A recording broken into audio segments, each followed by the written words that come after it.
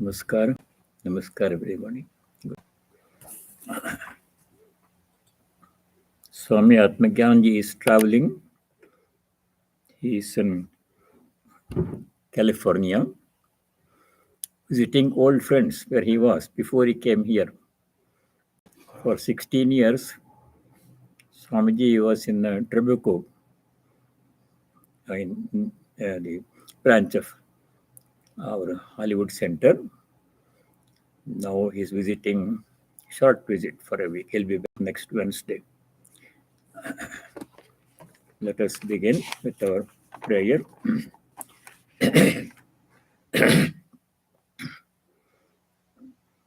ॐ तव कथामृतं तप्तजीवनं कविभिरीडितं कल्मषापहं श्रवणमङ्गलं श्रीमदाततं भुवि गृह्णन्ति ते भूरिदा जनाः. Om, your words are like nectar, bringing life to scorched souls. They are prized by poets and remove all sin. They are auspicious to hear, wonderful and exalted. Those who spread these words throughout the world are truly giving, truly giving souls.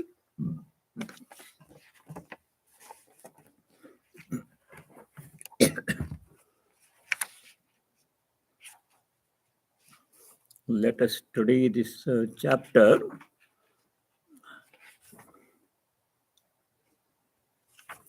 Advice to householders.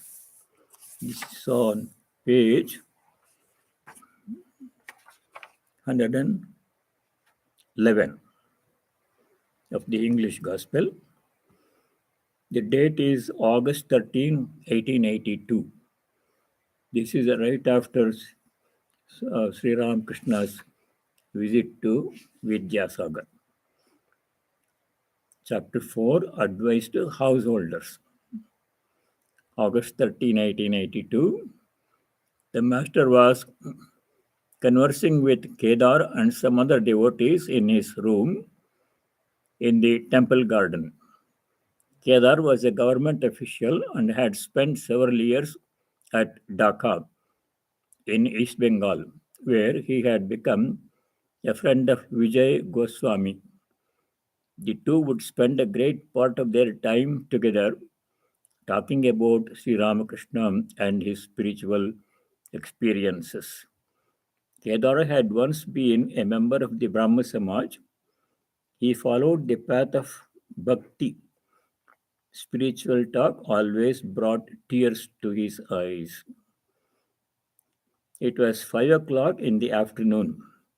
Kedar was very happy that day, having arranged a religious festival for Sri Ramakrishna. A singer had been hired by Ram, and the whole day passed in joy. The master explained to the devotees the secret of communion with God. The master, Sri Ramakrishna, says, with the realization of Satchidananda, one goes into samadhi. Then duties drop away. Suppose I have been talking about the Ostad and he arrives. What need is there of talking about him then? How long does the bee buzz around? So long as it is not sitting on a flower. But it will not do for the sadhaka to renounce duties.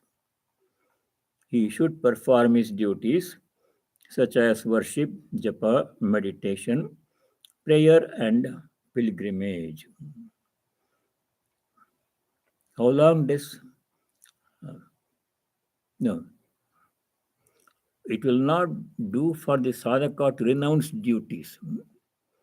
This is this emphasis on performing one's duties is the main point in the Bhagavad Gita. No one can escape duty. Even one cannot say, Oh, I'm praying to God, I'm doing meditation, I will not go to work today. That won't work. Our duties that we have taken upon ourselves, we have to perform it diligently with love and gratitude. Throughout the Gita, Bhagavan Shri Krishna says you should do your duty. Niyatam kuru karmatvam. Karmajyayo yakarmana. Niyata karma means our prescribed duties, obligatory duties. We all have, everybody has. That we have to do. And it has to be done wholeheartedly with great love and also with gratitude. As we have seen before, work is a privilege. We don't like work. We always say, why should I do this one? I'm stuck with this. Somehow I'll get it done. Let somebody do it. It's not the proper way. Work should be done with great gratitude because it is a very precious gift and a privilege. Why do we think so? As long as we have something, we don't realize its value. We realize the value of something when we miss that one, when it leaves us. Until then, we just take it for granted. Work is like that. There are two things you are already blessed with. One is the opportunity to do work. Many people don't have. People are eager to work, ready to work, able to work, willing to work, but there is no job, no work to do. They are very unhappy. That is, we have been given that opportunities there. Itself a great privilege.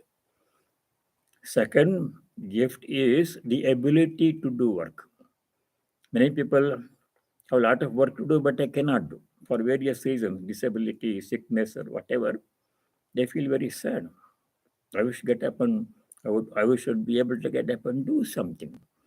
So both are given to us. So we should welcome work as an opportunity for spiritual progress. Work is spiritual sadhana. There's no separating as spiritual activity and this is secular activity. There's no such thing. There's no distinction. We make that distinction. All work is spiritual activity, except, of course, barring Nishidha karma, which you should not do at all. Anything that we do must be done as worship, as offering, as service. This is what Bhagavan Sri Krishna emphasizes repeatedly in the Gita. Sri Krishna says, by doing all work as our worship, that alone leads us to the ultimate goal. How does it do? By performing all our work without any selfishness, with love and gratitude, offering it to the divine, our humble offering, the mind becomes pure. When the mind becomes pure, we can think about the self, Atman, our God. Until then, the mind is cluttered with so many things. Most effective way to purify the mind is to do our work as worship. This is says in the Gita, many places, but one place notably where Bhagavan says that work is worship, should be done as worship is in the chapter 18, shloka number 46. There Bhagavan Sri Krishna says, Sakarmana tamabhyarchya siddhim indati manavaha. Tamabhyarcha, worshipping him. Him means whom? The Lord, from whom the whole universe has come, by whom the whole universe is provided and supported, upheld. By worshipping him, how? There are so many different ways to worship God. We are familiar with them. Ritualistic worship, japa, stotra, mental worship, meditation, service, everything. But doing our work itself is the best kind of worship. So there Bhagavan Shri Krishna says, Swakarmana tamabhyarcha, worshipping him by our own duty, but performing our duty as worship. We don't have to change the work. Same work we do, but the attitude with which we do should be modified. I'm doing it as an humble offering with devotion, with joy, with gratitude, and doing it as worship. With the same devotion, earnestness that we do worship, we should do all our work. Even small, any item of work. The nature of work does not matter. Even such ordinary work as cooking, cleaning, serving children, family, taking care of family, or any highest kind of professional work, teaching, treating patients, whatever work we do is all worship should be done as worship. If you do that, what happens? What's the benefit? Why we should do that one? Bhagavan says in the same sloka, Swakarmanatmabhyarcha Manavaha Siddhi means that the human being achieves perfection. Siddhi means perfection.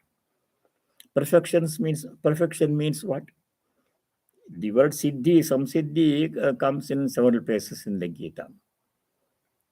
In many places, Shankara defines Siddhi as purity of mind, making the mind free from selfishness, narrow-mindedness, etc. Another impurities. What does it? How? From in what way does it help? It helps us to think about God, about self clearly. There, commenting on this sloka, 1846, Sri Krishna says, Shankaracharya says, Atma Jignasa Yogyata Lakshana Siddhi. Siddhi means what? In one place, Shankara says Siddhi means moksha directly. But here, Siddhi means Atma Jignasa Yogyata Lakshana Siddhi. Atma Jignasa means self inquiry, inquiring into the nature. Who am I? Most of the time, most people are under the impression I'm the body, mind, and that's how the life goes. That's not the truth. This is the biggest error leading to all kinds of suffering. All suffering in human life is traceable to one cause, that is ignorance of our true nature. Vedanta says you are that, Tattvamasi, you are that, Aham Brahmasmi, that's the truth. But you are not experiencing it. How can you experience it? The mind has to become pure. We have studied earlier 3 steps, Sravana, Manana, Nayidhyasana. To do all those things, the mind has to be prepared. The best way to prepare the mind to inquire into our true nature, who am I, is to do all our work as worship. So, Brahma Jignasa, Yogyata Lakshana. Yogyata means eligibility, ability, qualification to inquire into our true nature as Brahman.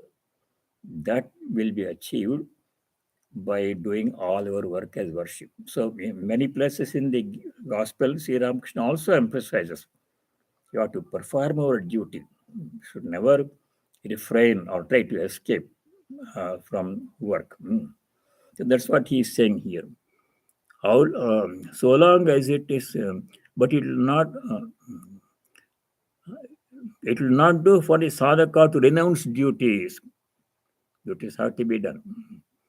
He should perform his duties, such as worship, japa, meditation, prayer, and pilgrimage. The Gita Bhagavan says 3 things are to be done by everybody. What are they? Yajna, Dana, Tapas. Yajna means specific meaning is ritual, is Vedic ritual, performing yajna, setting up a homa, fire offering, chanting mantra. That is one type of yajna. But the broader meaning of yajna is any activity that is done as an offering without any selfish motive, without expecting any benefit for oneself, in the largest possible interest, in the largest possible frame of reference. Not only what is in it for me, but how does this work? How can I make it in a broader context? How can it help other people in the same group, in the family, same workplace, in the society, in this country, whole mankind, all animals, plants, and whole of nature? In all as large a context as possible, we have to do our work. Not only narrow, selfish context. What is in it for me? Not the right way to do work. So doing that work, what happens? we become unselfish. Not I, just myself, but everybody else. The devotee says, this is not for my benefit, I'm doing it as an offering to God. Many places in the Gita, Bhagavan Shri Krishna says, whatever you do, offer it to me. Several places. One place where it is mentioned, taught in a telling way, is 927 in the Gita. Many if you know that one. There, Bhagavan Shri Krishna says, whatever you do, offer it to me. Yat karoshi tatkurusha madarpanam. Such as what? Gives examples. First example I give is whatever you eat, yadashnasi, thing that people do many times a day, that should be done as worship. Eating should be done as worship. That is more clearly explained in chapter 15, because the Lord himself is sitting there in the bodies of all living beings as Vaishvanara, receiving the food that we eat. Every morsel we take is ahuti to the Vaishvanara Agni. He is there. It is an offering. Why should we offer work to God? Does he need our work?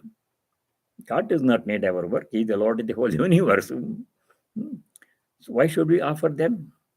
For us to become free from attachment to karma phala, and to become unselfish. The meaning of offering is to become unselfish, not mine. When we do homa, we say Agnaye idam namama. We do offering and they say namama, not mine. It never was mine in the first place. But if I had the notion that something was mine, that is also being given up. Nothing is mine. To become unselfish. What happens when you become unselfish? Swamiji says in his Karma Yoga lectures that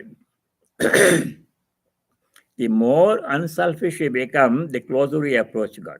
Selfishness means I and mine, referring to this one limited personality. Unselfish means expanding.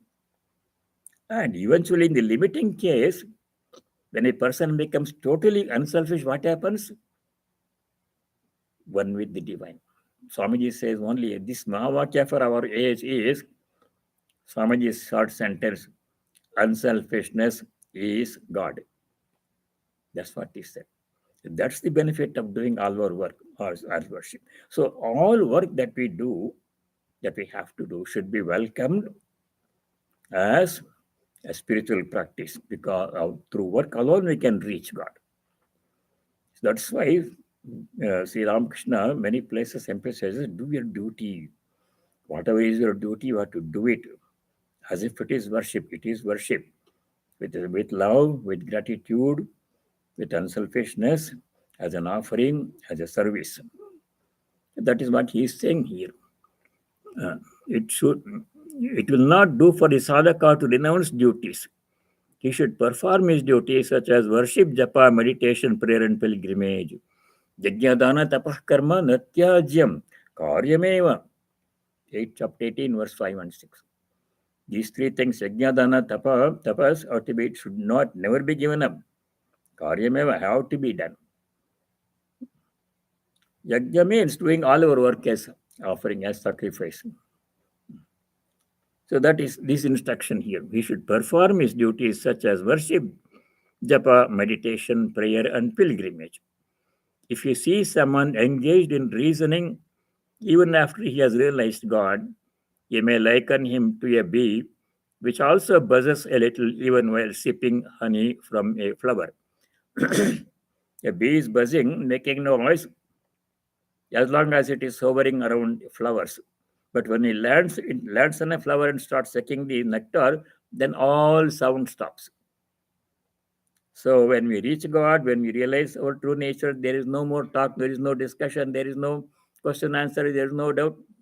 Absolute quietude, total calmness, peace. Until then, we do a lot of talking happens now. Talking about God and all other things. So that is not the goal. The goal is to know God, to love God, to have pure devotion to God. Prema, Shuddha Bhakti. The master was highly pleased with the Ustad's music. Ustad is Urdu word. teacher of music. Also, is also term used in wrestling. Wrestling teacher is also Ustad. You say Ustad Bismillah Khan, Shahnai player. He said to the musician, there is a special manifestation of God's power in a man who has any outstanding gift, such as proficiency in music. If a person has some special ability, some special quality, outstanding quality, that means it is a gift from God. It's the glory of God manifesting in that person in that way. Whatever be that art or activity or excellence in any activity is an indication of divine power in that. This is explained nicely with numerous examples in chapter 10 of the Gita. How we can see divine power manifest in different people in different things in different ways. So Bhagavad Sri Ramakrishna says, there is a special manifestation of God's power in a man who has any outstanding gift, such as proficiency in music or proficiency in any other art or pursuit, endeavor. In the Gita, this is said in the 10th chapter, last but one shloka, there he says, Yad yad vibhutimat sattvam Srimadurjitameva va tattadeva avagachatvam mama tejomsha sambhavam vibhutimat. Whatever outstanding qualities there in any person, outstanding in some way, some special ability, that is due to my power, my presence. Tattadeva mama amsha, because of my presence, God's glory manifesting in that way in that person. So that's what Sri Ramakrishna says, music. This Ustad was a musician. So he said, there is a special manifestation of God's power in a man who has any outstanding gift, such as proficiency in music. The musician asks a question, Sir, what is the way to realize God? This question comes often in the gospel. Ki upay, what is the way to reach God? So this is, the Ustad asked the question. Sir, what is the way to realize God? Sri Ramakrishna replies, Bhakti is the one essential thing. To be sure, God exists in all beings. Who then is a devotee? He whose mind dwells on God. But this is not possible as long as one has egotism and vanity. The water of God's grace cannot collect on the high mound of egotism. It runs down. I am a mere machine. Very important instruction. Here, Sri Ramakrishna says, in response to the musician's question, what is the way how to know God? The reply was, Bhakti is the one essential thing. Sri Ramakrishna often emphasized the path of Bhakti. He said many times that in the Kali Yuga, it is more difficult for us to practice Jnana Yoga. To say, I am Brahman, I am not the body mind, I am he, I am that, it is not easy for majority of people. Strong body consciousness is there. The way we worship God, the way we reach God is different. In different times, it was different. Now, for the Kali Yuga, this is the way. Cultivating pure devotion to God, pure devotion as taught by Naradiya Bhakti. That Sri Ramakrishna mentioned several times. Pure devotion to God as taught by Narada, that is the best way for Kali Yuga. Best way to reach God in the Kali Yuga. There are other paths people can follow. Not that this is the only path, but this is the most doable for majority of people. So he says, to be sure, God exists in all beings. Who then is a devotee? He whose mind dwells on God. See, this is very important. Most of the time, our mind dwells on worldly objects. worldly preoccupations. In the Vivekachudamani, Shankara says, three things preoccupy the person's mind. Most of the time, for most people. What are they? Loka Navartanam. Entanglement in the world, concern with the worldly things, duties, enjoyment, and other experiences in the world, property to acquire, promotion, power, or health, beauty, youth, all these things, worldly things, people are interested. They spend much of their time in this worldly activity. Then, Dehanavartana, second one, concerned with the body. Much of our time is spent in taking care of the body. What food to eat and what clothes to wear, etc. Much of our energy time is taken in caring for the body, needs of the body, satisfy its demands and pleasure, etc., pursuing pleasure, etc. Then, if there is any time left after doing these two things, some people pursue scholarship, study of scriptures for scholarship. You have to study scripture, very, very important, essential for spiritual seekers. Swadhyaya. Upanishad says, Swadhyayan ma pramadaha. Never refrain from studying scriptures. But Sri Ramakrishna makes it clear why we should study scriptures and how much and for what purpose. Not as a scholarly pursuit. Scholarship only brings fame and worldly benefits, rewards, recognition, money, etc. Does not bring liberation. Vaidushyam vidisham muktaye na to muktaye, Shankara says. This Vaidusya, the scholarship of scholars, muktaye for enjoyment, worldly benefits will come. Na to muktaye will not bring liberation. But still you have to study scriptures. Why? Sri Ramakrishna makes it clear.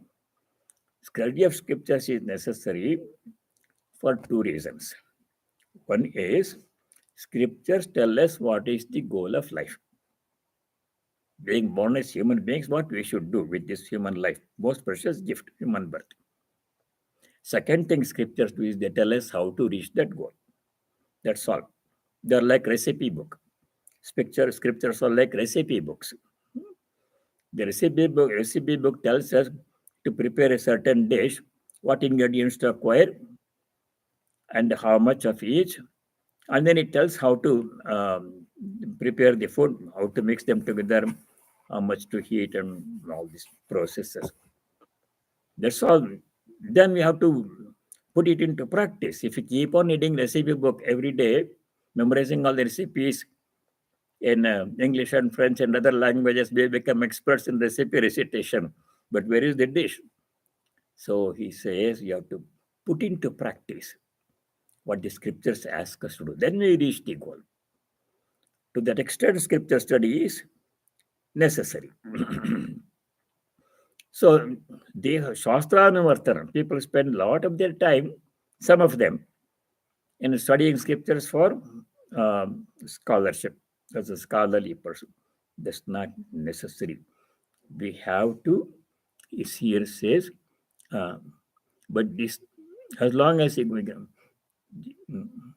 here it says, he whose mind dwells on God. We have to, instead of dwelling on worldly activities, lokanuvartaram, dehanuvartaram, shastranuvartaram, and other preoccupations, we have to dwell on God. Most of the time, we should be thinking about God. What about work then? If somebody's work requires total concentration, such as a neurosurgeon, a neurosurgeon performs very delicate surgeries on brain. There are people who specialize in pediatric neurosurgeons, small children. So their work requires total concentration. When you're doing neurosurgery, you cannot think about God and do Japan, Om Namah Shivaya. If a surgeon repeats Om Namah Shivaya doing the surgery, the patient will get liberation. We don't want that. At that time, what we have to do, Raja Maharaj gives the solution. Swami Brahman, he says, before and after. Before we begin a work which requires total concentration, We have to take a few seconds to pray to God. Oh Lord, I am going to do this work and I will do it to the best of my ability. Please give me the strength and wisdom to do it right. May good happen. May everybody benefit from this work. I'm not doing it for name, fame, or glory or anything. As an offering, a service, I'm going to do the work now. Then plunge into the work. Don't worry about God and anything at that time. So there are some activities like that, which requires total concentration. And after the work is finished, however long it takes, then you take a few more seconds before going to the next task to pray to God. I've done this to the best of my ability. May good happens. I don't want any glory, name, or fame. May good happen to everybody, to this patient and everybody. So that way we should pray. We should. Here he says, keep your mind on God. He whose mind dwells on God, that person reaches God. When you're doing other activities, sometimes we can also think about God. Some routine activities like vacuuming the floor or folding a laundry, etc. Then we can do our mantra mentally. We can repeat our mantra. That is possible. In some way or other, we have to do keep our mind always on God. How to do this one? I'm engaged in so many different activities from morning till night. That is when Sri Krishna's instruction becomes helpful. He says, whenever you do perform any action, do it as an offering to me, do it as worship of me, as my service. Then what happens? When we are always doing something, all the waking moment, we are doing some activity, thinking, breathing, eating, talking, walking, whatever other work we do, we are doing something or other. We are never quiet. You can never be quiet without activity. Even for a moment, you cannot remain without activity. Something going on. Since we are always engaged in some activity, if you think that this activity is offering to God, worship of God, you don't have to change the work. You have to have the inner attitude that this is worship of God I am doing as worship, as offering, as seva, as service. May I accept this one.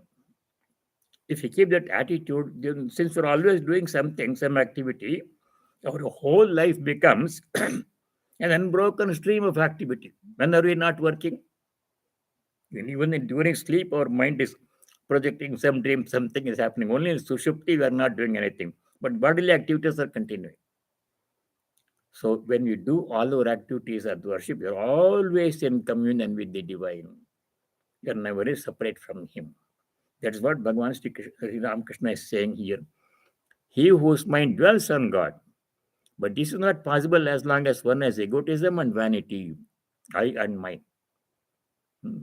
Mama, mamatva. Krishna says in the Gita, several places, nirmamo bhava. Become free from mamatva, I and mine. That's the big problem. Egoism means I and mine. Instead of that, instead of saying I and mine, we should say thou and thine. Everything is God, everything is God's. And I am also God's. Only he is there. I'm only an instrument, I'm only a servant like this. So all work we can do as a servant of the Lord, as an instrument in his hands, and as service, as offering. Then you're always in constant touch with God. You're never separate. Whenever, whatever we are doing, we are always in touch with the divine. If you do all your work as worship. But this is not possible as long as one has egotism and vanity. The water of God's grace cannot collect on the high mound of egotism.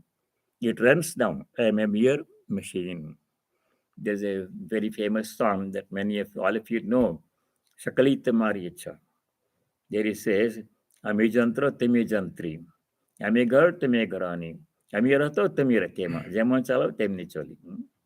That nice song. Sri Ramakrishna was very fond of that song. I am an instrument, you are the operator. That requires a little bit maturity of our thinking. To think that I am an instrument in the hands of God, I'm not the doer, she is the doer. Tomorrow karma, tumi karma, loke bole koriyame. We think we people say we are the doer, but you are the doer. To do that one, it requires a little bit more maturity. Ordinarily, we have the strong feeling of kartritvam. I am the doer is there. How to get rid of it? I am the doer. Referring to the body mind, that's very strong in a majority of people. Kartritva. Kartritva and bhoktritva, both. I'm the doer of this work and I will get the benefit. I'm an enjoyer of the fruit of this work. To give up those two things is very difficult. Instead of that, instead of saying I'm not the doer, God is the doer, which is difficult because I have the feeling that I am the doer. Simply saying does not matter. I have the feeling I'm the doer. So he says you are not the doer. Then what to do? There's a middle way possible for people like us. For people who cannot give up kartritvam, the notion that I am the doer, strong body consciousness, the notion that I am the doer is very strong in us. You can't give it up all of a sudden. So how to modify that one? Sri Krishna gives the intermediate way, the way out for us. He says, yeah, you can say you are the doer, let the I be there, but do all work as an offering, as worship, as seva, as service. Are you still there? I can say I'm still the doer, but I'm doing it as an offering, as worship, as service. Then are you still there? But it's modified. I'm doing it as an offering, as service, as seva, as worship. That's the way for majority people. People with very deep understanding, those who have overcome body consciousness, they can say, I'm not the doer while doing all these things. You cannot do that one, honestly, because we have this notion of being the doer. Jnanis can say, I'm not the doer, even when they are doing some activity. This explains nicely how a jnani, a person who is experiencing his divine nature, transcending body consciousness, such a person can say, I'm not the doer, while performing all actions. How is it possible? In the Gita, Bhagavan Sri Krishna explains how one can become free from the notion of kartritvam, doership, bhoktritvam. The jnani says, Naiva kenchit karomi, I'm not doing anything at all. This chapter 5, verses 8 and 9. In the Gita, Sri Krishna says, jnani says, I'm not the doer. But he is not doing anything. Jnani does same thing that other people do. Maybe more activity. Such activities as seeing, hearing, walking, talking, eating, sleeping, etc. Jnani do, Ajnanis also do. Ajnani says, I am the doer. Jnani says, I am not the doer. Naiva kenchit karami. Pasyan, Sranvan, Sprasan, Jagran, Ashnan, Gachan, Swapan, Swasan, Pralapan, Visrajan, Dandan, Unvishan, Nivishan, Napi. All the activities, grabbing, releasing, eating, walking, drinking, talking. Jnani do, Ajnani does. But Jnani says, I am not the doer, Naiva kenchit karami, while doing all these things. But if you ask him, sir, you're drinking tea or drinking water or you're eating, how can you say you're not doing anything? How can you say you're not doing anything? He explains, the Jnani explains. He says, Indriyani Indriyarteshu vartante iti dharayan. Indriyani means one and more sense organs. Mind is also a sense organ. The mind says, I want to drink water, I am thirsty. Then the hand grabs the water cup and grabs it, takes it to the mouth. The mouth sips the water, and the rest of the activity happens in the body. In all these series of transactions, where is the I? Jnani asks, am I the mind which says, I want to drink water? Am I the water cup? Am I the table on which the cup is there? Am I the water? Am I the hand? Am I the tongue? Where is the I? There is no I. But we put I where it does not belong, where it's not there at all. That's not knowing our true nature, thinking we are the body mind, so I'm drinking water. But Jnani does all the activities, more activities for serving others than ordinary people, and yet maintains I'm not the doer, no kartritvam for him. How is it explained? Indriyani indriyarteshu vartante iti dharayan. One or more sense organs interact with one or more sense objects, action is the result. There is no I. But we cannot say that one honestly because we have strong body consciousness. So I can say I'm drinking water. It's not possible to say I'm not drinking water. I'm drinking water, but I can modify that saying as this is God's prasad, gift from God, water. I'm drinking it. This is also an act of worship. Taking care of body is an act of worship. Body is the abode of the divine. In the Gita, several places, Sri Krishna says, I am present in the, I dwell in the bodies of all the beings. Sarvasya sahamriti sannivishta. In everybody's body, I am staying. He is present there. This is abode. So taking care of it is also worship, serving him, worshipping him. That way we can keep the doership, but we can modify that by saying this activity that I am doing is worship of God, service of God. I'm offering it to him. That's the way out for ordinary people. The water of God's grace, it runs from. I'm a mere machine. I'm a mere machine. We are all instruments. She is the doer. To Kedar and other devotees, God can be realized through all paths. Many paths are there. In our tradition, we talk about 4 paths: Jnana Yoga, Bhakti Yoga, Karma Yoga, Raja Yoga, etc. That we are familiar with those things. All religions are true. The important thing is to reach the roof. Goal is to reach the roof. Roof is reaching God.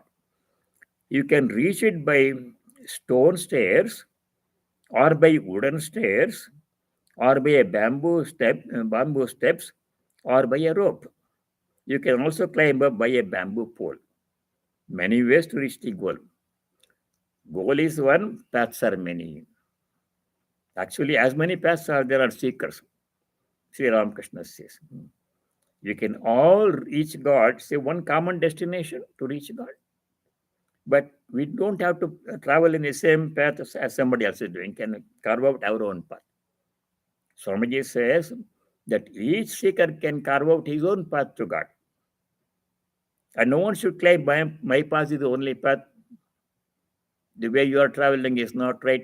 You should worship the way I am worshipping. One is the only true religion. That is the height of ignorance. That Vedanta does not allow that. It is the opposite. One goal, many paths. Each person has the freedom to choose and follow the path that suits him or her best. And no one should claim that this is the only path. That's the great teaching of Sri Ramakrishna, harmony of religions. Many other faiths, they have a little bit different in this respect. They say ours is the only path. If you don't follow worship, if you don't worship God as we are worshipping, you will go to hell, etc. That we don't worry about those things. But our view is all paths lead to God. Each person can follow whatever path that suits him or her, depending on the ability, environment, propensity, etc. That's what Sri Ramakrishna teaching. You can reach the roof, you can reach it by stone stairs, or by wooden stairs, or by bamboo steps, or by a rope. You can also climb up by a bamboo pole. So we choose the safest path. Climbing the stairs is the best way. If there is an elevator, we can take the elevator, but those days there was no elevator. The easiest path that suits us, that matches our ability and interest and circumstances. That's the message of harmony of religions that comes many places. You may say that there are many errors and superstitions in another religion. I should reply, suppose there are. Every religion has errors. Everyone thinks that his watch alone gives the correct time. It is enough to have yearning for God. It is enough to love him and feel attracted to him. Don't you know that God is the inner guide? He sees the longing of our heart and the yearning of our soul. Suppose a man has several sons. The older boy addresses Bob or Pop.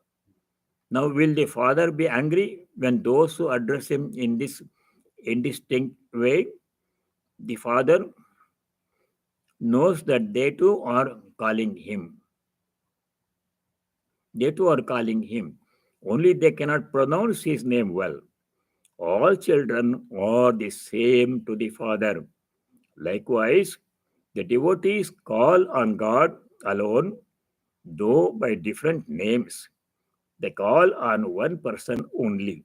God is one, but his names are many. Main teaching of Sri Ramakrishna, harmony of religions. God is one, people worship him in different ways, call him by different names.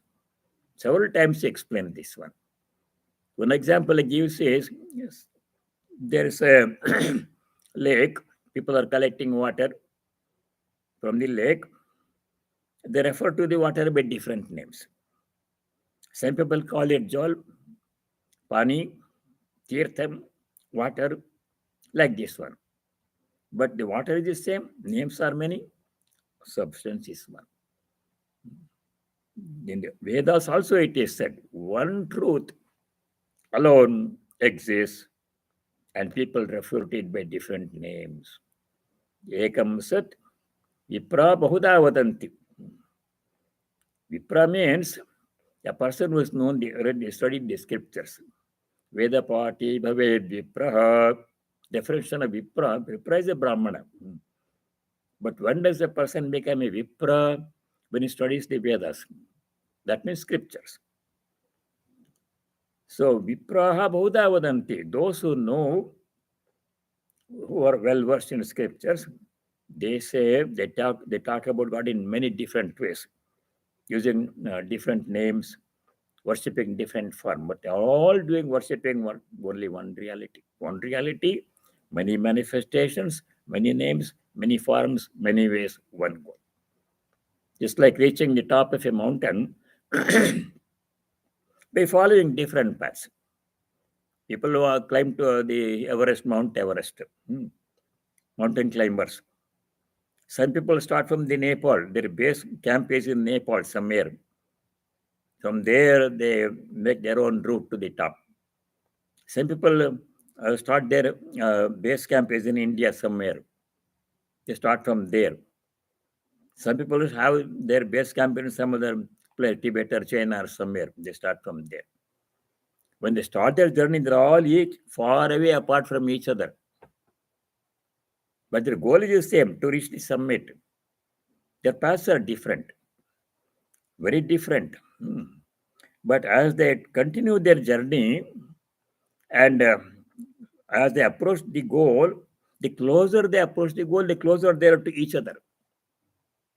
The beginning, when they begin the journey, they're all far away from each other. But as they progress, as they make progress in their journey towards the summit, they all become closer to each other also. Finally, they meet in one point. So, seeking God is the same, many different ways. You can choose any way that suits us. You can worship God in any form that we like. In Anantarupa, Anantarupini. You can't limit God to only one Rupa and say this is the only form of God. Infinite forms or no forms. That's also okay. Nirakara, Nirguna Brahma. People also worship that one.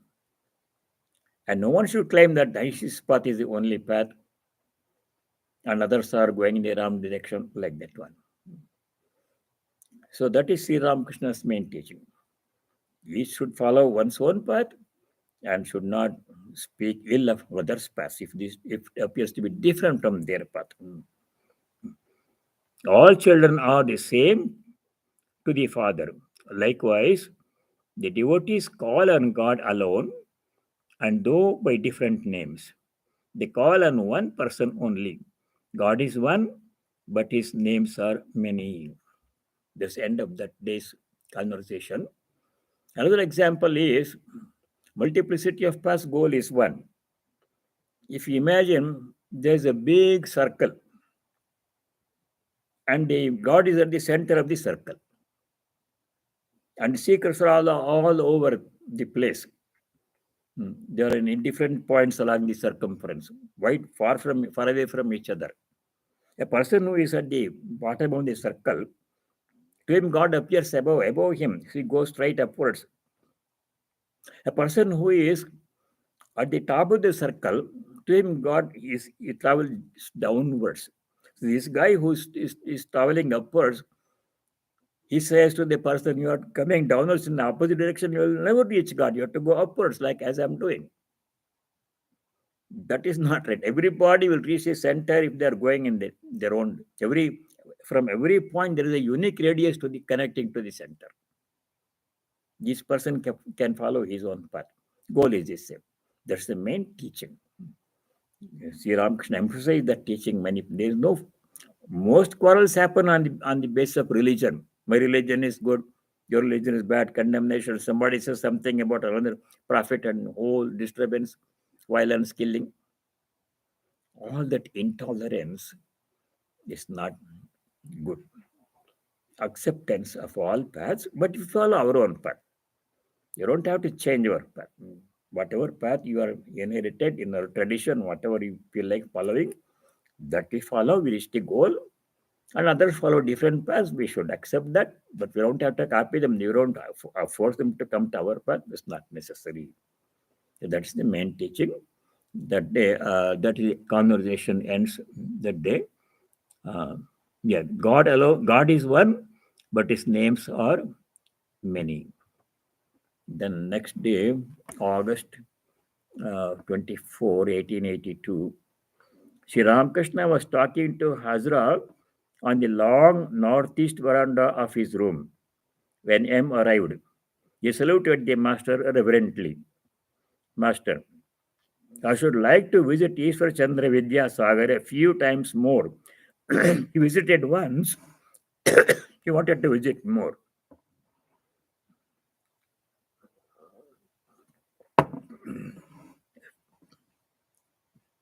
A few times more. The painter first draws the general outlines and then puts in the details and colors at his leisure. The molder first makes the image out of clay, then plasters it, then gives it a coat of whitewash, and last of all, paints it with a brush. All these steps must be taken successively. Vidyasagar is fully ready, but his inner stuff is covered with a thin layer. He is now engaged in doing good works, but he does not know what is within himself. God is hidden within him. God dwells within us. If one knows that, one feels like giving up all activities and praying to God with a yearning soul. So the master talked with him, now standing, now pacing up and down the long veranda. Then he says, a little spiritual discipline is necessary in order to know what lies within the instruction. Some sadhana, some kind of spiritual practice is necessary, but each can follow one's own path, depending on one's inclination, ability, etc. So that is the teaching, the Sri Ramakrishna, and that conclusion of that section. Now let me say the closing prayer.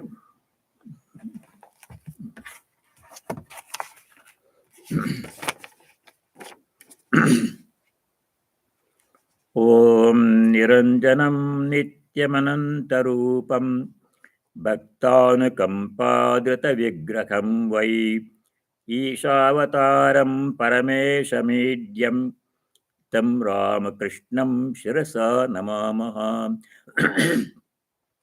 Om, we bow our heads before Sri Ramakrishna, who is stainless, of infinite nature, whose heart melts in sympathy for his devotees, who is an embodiment of the divine and the Supreme Lord, and ever worthy of our worship. Om Shanti Shanti Shanti.